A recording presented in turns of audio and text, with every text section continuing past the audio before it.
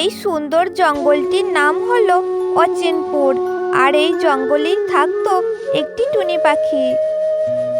টুনটুনির বাসায় তার বাবা মা কেউ ছিল না, এই কারণে সে তার বাসায় একাই থাকতো।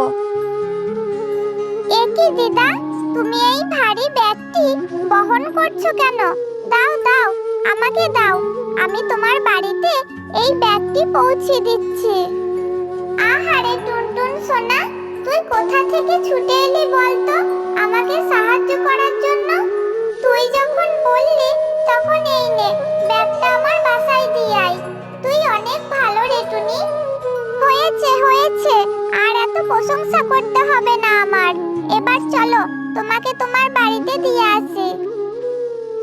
এরপর টুনটুন সেই ব্যাগটিকে তার মাথার উপর চাপিয়ে সেই সুখী পায়রার বাড়িতে দিয়ে আসে। এইভাবেই টুনটুন বনের সকল পাখিকে সাহায্য করত। একদিন টুনটুন বনে খাবার খুঁজছিল, আর ঠিক সেই সময় সে দেখতে পেল একটি নীল পাখি দাঁড়িয়ে দাঁড়িয়ে কান্না করছে। এরপর টুনটুন সেই ছোট্ট নীল পাখিটার কাছে যায়। এ কি ছোট্ট পাখি, তুমি এইখানে দাঁড়িয়ে দাঁড়িয়ে কান্না করছো কেন? আর তোমার গায়ের রং এইরকম নীল কেন, বলো না আমাকে। আসলে আমি হলাম একটি জাদুই পাখি, তাই আমার গায়ের রং নীল। আসলে একটি রাক্ষসী ঈগল আমার মাকে গুহাতে বন্দি করে রেখেছে। না জানি এতক্ষণ আমার মায়ের সাথে সে কি করেছে। ও, এবার বুঝেছি সমস্ত ব্যাপারটা। তুমি কোনো চিন্তা করো না, আমি তোমাকে সাহায্য করব। আচ্ছা, ওই রাক্ষসী ঈগলকে মারার কোনো উপায় নেই? আমি যদি ওকে মারতে না পারি, তাহলে তো তোমার মাকে আমি উদ্ধার করতে পারবো না। হ্যাঁ হ্যাঁ, আছে আছে। তা হলো ওই শয়তান ঈগলের প্রাণভোমরা। আর ওই প্রাণভোমরা আছে ঈগলের গুহার পাশেই একটি গাছের মধ্যে ধরা। আর সেই গাছে আছে অনেক রঙের চকলেট, আর তার মাঝে আছে একটি লাল চকলেট, আর সেই চকলেটের মধ্যেই আছে ঈগলের প্রাণভোমরা। কিন্তু সেই লাল চকলেটটিকে পাহারা দেয় একটি বিষাক্ত সাপ। ও, বুঝেছি। আর তুমি সেই বিষাক্ত সাপটির জন্য সেই লাল চকলেটটা নিতে পারছো না, তাই তো? তবে তুমি কোনো চিন্তা করো না, আমি নিশ্চয়ই একটি ব্যবস্থা করব। তুমি আমাকে ওই গুহার ঠিকানাটা দাও তো।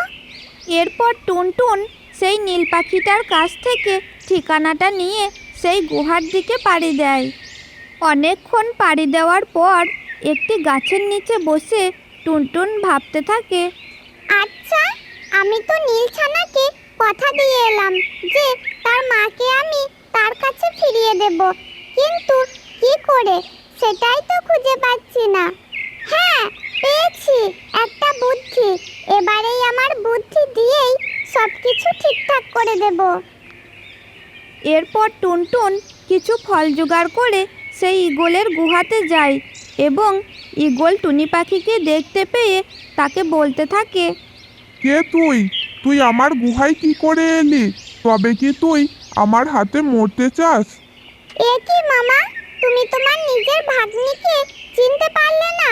হ্যাঁ হ্যাঁ মামা, তোমার জন্য কত দূর থেকে ফল নিয়ে এলাম, আর তুমি কি না বলছো আমি এখানে মরতে এসেছি? মামা? কিসের মামা? আমি তো তোকে চিনতে পারছি না। আর তুই আমার জন্য কি ফল নিয়ে এসেছিস? আমি তো কিছুই বুঝতে পারছি না, সব খুলে বল আমাকে। দাঁড়াও দাঁড়াও মামা, আমি তোমাকে সমস্ত কথা খুলে বলছি। আসলে তুমি যখন ছোট ছিলে তখন আমার মা তোমাকে নিয়ে বেড়াইতে বেরিয়েছিল, আর তুমি কোথাও যেন একটা হারিয়ে গেলে। এরপর থেকে তোমাকে আর কোথাও খুঁজে পাওয়া যায়নি। কিন্তু আমার মা একদিন তোমার ছবি দেখিয়েছিল আর বলেছিল এটাই তোর মামা।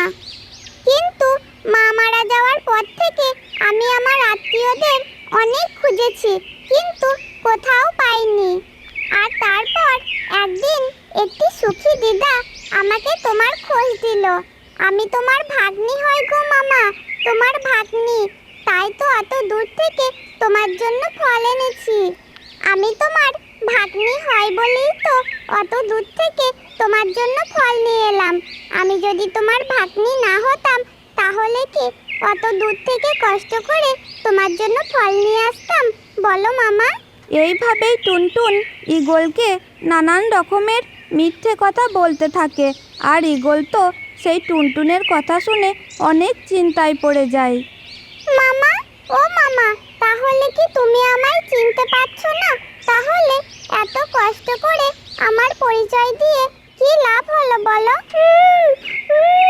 তুমি আমার কথা বিশ্বাস করছো না তো? টুনটুনের এইরকম কান্না দেখে ঈগলের অনেক মায়া হয়। তুই কাঁদিস না টুনটুন, আসলে অনেক দিনকার কথা তো, তাই আমার মনে নেই। তুই কাঁদিস না, আয় বাচ্চা, আমার কাছে আয়। আমার ভাগ্নিটা, আজ থেকে তুই আমার কাছেই থাকবি, কেমন? মামা, এখন আমার খুব ভালো লাগছে জানো, আমার লক্ষ্মী মামা। এইভাবেই টুনটুন ঈগলের গুহাতে থাকতে শুরু করে আর ঈগলের মন জয় করতে থাকে। আর এদিকে ঈগলও সেই টুনটুনকে খুব ভালোবাসতে লাগে। এ কি মামা, এখানে এই গাছের মধ্যে চকলেট ধরে আছে কেন? আর এখানে তো দেখছি একটি সাপও পাহারা দিচ্ছে। আমি তো এই সব কিছুই বুঝতে পারছি না। আমি আগে জানতাম যে গাছে রঙে রঙের ফল ধরে, কিন্তু এখানে এসে দেখছি গাছে চকলেট ধরে আছে। আমি তো এই সব কিছুই বুঝতে পারছি না। তোকে আর এত বুঝতে হবে না, চল গুহার ভিতরে চল। অনেক খেলা হয়েছে, আর খেলতে হবে না। আর আমি ওই সাপকে এখানে রেখে দিয়েছি ওই চকলেটগুলো পাহারা দেওয়ার জন্য। কিন্তু মামা, আমি যদি ওই চকলেটের গাছে হাত দিই তাহলে ওই সাপটি কি আমাকে কামড়াবে বলো না মামা? না না, খবরদার তুই ওই গাছে হাত দিস না, তাহলে ওই সাপটা তোকে কামড়িয়ে দেবে। তবে তুই তো আমার কলিজার ভাগ্নি হস, তাই আমি ওই সাপটাকে বলে দিচ্ছি যাতে তোকে আর না কামড়ায়। এই সাপ, তুই খবরদার আমার ভাগ্নিকে ছোবল মারবি না, এটা আমার ভাগ্নি। চল টুনটুন, আমি ওই সাপকে বলে দিয়েছি, ও তোকে আর কামড়াবে না। এখন চল, গুহার মধ্যে চল। এরপর ঈগল সেই টুনটুনকে নিয়ে তার গুহার মধ্যে চলে যায়। আর এদিকে টুনটুন তো অনেক খুশি হয়। একদিন ঈগল যখন ঘুমাচ্ছিল তখন টুনটুন চুপিসারে সেই চকলেটের গাছের নিচে চলে যায়। আর সেই চকলেটের গাছ থেকে সেই লাল চকলেটটি সে পেড়ে নেয়। আর সেই ঈগলের কথা মতো সেই সাপটি টুনটুনকে কিছুই করে না। যাক, অবশেষে আমার পরিকল্পনাটি পূর্ণ হলো। এবার এটি নষ্ট করার পালা। এরপর টুনটুন সেই ঈগলের প্রাণভোমরা থাকা চকলেটটি নষ্ট করে দেয়। আর সঙ্গে সঙ্গে সেই ঘুমিয়ে থাকা ঈগল সেখানেই মারা যায়। তখন টুনটুন সেই নীলছানার মাকে উদ্ধার করে সেই নীলছানার কাছে নিয়ে যায়। তোমাকে অনেক ধন্যবাদ টুনটুন, তোমার জন্যই আমি আমার মাকে ফিরে পেলাম, কিন্তু আমি তার বিনিময়ে তোমাকে কিছু উপহার দিতে চাই। এরপর সেই নীলছানা জাদু করে তার মুখ থেকে কিছু মোহর বের করে এবং সেইগুলো সেই টুনটুন পাখিকে দেয়। এরপর সেই নীল পাখি এবং তার মা সেখান থেকে চলে যায়। আর টুনটুন সেই মোহরগুলো নিয়ে তার বাসায় চলে যায়।